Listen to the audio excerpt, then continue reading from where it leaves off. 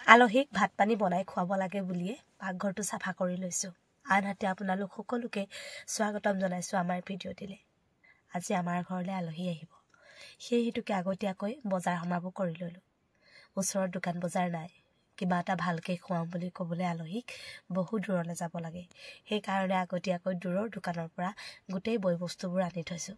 গাখীৰৰ চাহ এটোপা খাবৰ বাবে বৰকৈ মন গৈ আছিলে, সেইকাৰণে গাখীৰ টেমাক এটাও লৈ আহিলোঁ। ঠাণ্ডা দিনত আলহী অতিথিয়ে ভিতৰত বহিবৰ কাৰণে বৰ টান পায়, কিয়নো গোটেই ঘৰটো একেবাৰে চেঁচা হৈ থাকে। সেইবাবে যিহেতু পাকঘৰতে তেওঁলোকে আহি বহিব, জুহালখন লেতেৰা হৈ থকা নাই। তথাপিও ভাবিছোঁ চৌকাটোৰ কাষৰ ছাইডখিনি মচি দিওঁ। জুইকুৰা জ্বলাইও ভাল লাগিব, তেওঁলোকে বহিও ভাল পাব। ধানৰ বস্তাকেইটা নথকা হ'লে পাকঘৰটো আমাৰ ডাঙৰ হৈ গ'ল হ'লে। ছাইডৰ কাষৰখিনি এয়া অকণমান মাটি পৰিলে, আনহাতে টিনপাতখনে কাটিব বুলি ভয়ে চুই চাইছোঁ। আৰু এনেকৈ চাফা কৰি দিয়াৰ পাছত আলহী ধুনীয়াকৈ বহি ভাত খাব পাৰিব। কাপোৰখন লেতেৰা কৰিলোঁ, আনহাতে কেটলিটো ইমান যে ক'লা।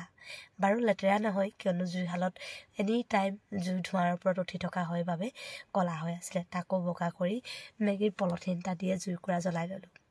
জুইকুৰা জ্বলি থকাৰ মানে ভাবিলোঁ বাৰীৰ পৰা অকণমান শাক পাচলি আনোগৈ। ছোৱালীজনী আজি হোষ্টেলৰ পৰা ফোন কৰিছে যে মাহী দি আহিবাচোন শাক পাচলি অকণমান, লগতে অকণমান জলকীয়া। সেইকাৰণে আলহীৰ বাবেও ওলালোঁ, আনহাতে ছোৱালীজনীৰ কাৰণেও শাক পাচলি অকণমান উলিয়ালোঁ।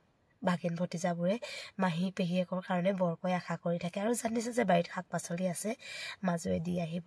আৰু তাইৰ কাৰণে হোষ্টেললৈ বয় বস্তুখিনি এনেকৈ ছিঙি এতিয়া ইমান যে উৰহি লাগি আছে, ছিঙিবলৈহে মানুহ নাই। কাৰণ আমি 3টা মানুহ, কেইটামান উৰহি হ'লে আলু এটাৰ লগত ভাজি দিলে আমাৰ হৈয়ে যায়। আৰু এফালে লাই লফা অকণমানি কচু থুৰি আৰু উৰহি অকণমান ছিঙি আনিলোঁ।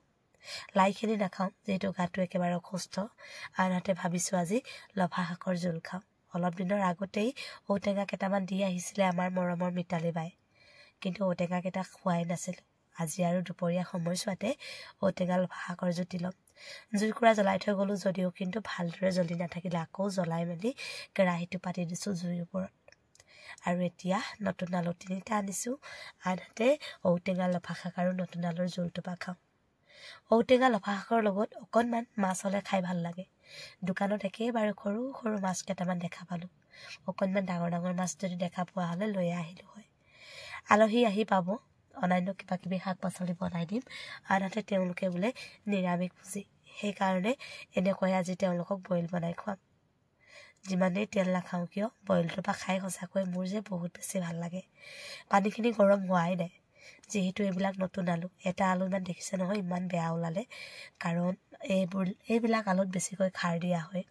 সেই হেতুকে আলুবিলাক ভালদৰে সিজিবৰ কাৰণে বহু সময় লাগে। আলুখিনি আগতীয়াকৈ গৰম কৰিছোঁ আৰু ঔটেঙা 2-3ডোখৰমান ডাঙৰকৈ দি দিম। কাটি দিলে মানে ৰসটো ধুনীয়াকৈ ওলাই যাব। তেতিয়া আৰু মই হাতাখন দি ধুনীয়াকৈ চেপি বা হেঁচি নিদিলেও হয়।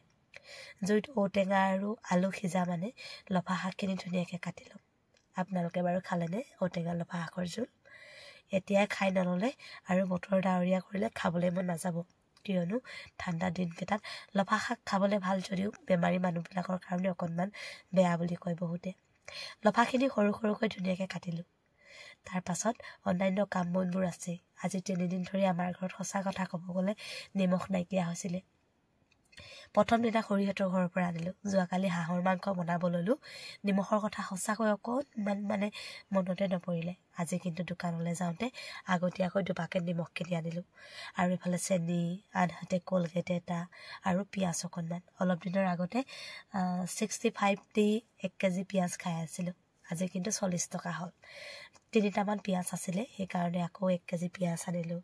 আনহাতে আদা, গোটেই বয় বস্তুবিলাক আনি থৈছোঁ। আলহী অতিথি আহিলে ঘৰখনত আমি বাৰু যেনেকৈ হ'লেও খাই বৈ চলিব পাৰোঁ। আলহী অতিথি আহিলে বয় বস্তুবোৰ আনি থ'লে নিজৰে মনটো ভাল লাগে।